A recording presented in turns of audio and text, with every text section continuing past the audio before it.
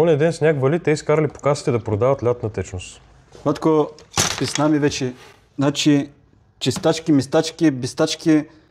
Не имаме слотини чистачки, нямаме хубави чистачки. Предложи ми нещо, човек. За какво ходиш, обикаляш по другите места, а не идваш тук? Тук работим с Bosch, вадим чистачките по каталог на Bosch и ги монтираме.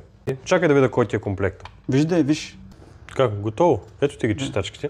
Ай. Това е комплекта, който е конкретно за колата. Добре. Ако си такъв тарикат, можеш ли да ги сложиш? Що да не мога? Какво? Толкова ли? 7 човека не успяха да ги сложат, ти ще успеш, момче. Тук аутопрото не сте... Ала. Да ти покажа аутопрото какво прави. Давай тебе да виж какво става. Не мога го дигнеш. Хората са го измислили. Има си сервизен режим, влизаш в колата, изправяш рамената и ги сменяш за 2 секунди. Какъв сервизен режим? Това Мерцедес, моето момче. То сервис не влиза, бе.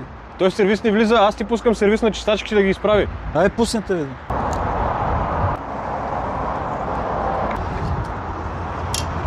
Така. Готово, трудно ли беше? Ай, стига, бе. Стига, да. 7 човека бях. Аутопро, 1 човек беше. Браво, бе.